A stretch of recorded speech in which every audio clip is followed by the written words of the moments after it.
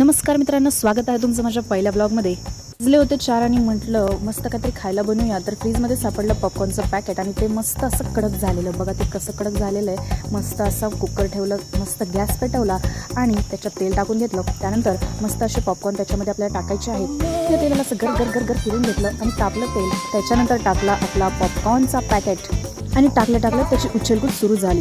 फक्त 2 मिनिटातच बघा आपले पॉपकॉर्न कसे रेडी झालेले आहेत. पॉपकॉर्न रेडी झाले म्हणून माझा आनंद काही वेगळाच होता. मी काहीतरी वेगळंच करत होतो. नंतर पॉपकॉर्न चटपटीत होण्यासाठी मी त्याच्यावर टाकलं तिखट आणि तिखट टाकताच मला थोडासा ठसका जाणवला आणि थोडी सर्दीसुद्धा झाली. त्यानंतर एंट्री झाली आमच्या मनू माऊची आणि ती मनू माऊ मस्त माझ्या नावाने ओरडत होती की बाई मला तू दूध कधी पाजणारीस. तर म्हटलं थांबाई थोडं पाजते तुला दूध.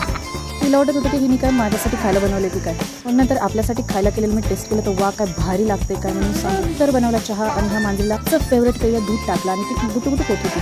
नंतर आपलं फेवरेट पेय चहा घेतला कपमध्ये ओतून आणि नंतर आपला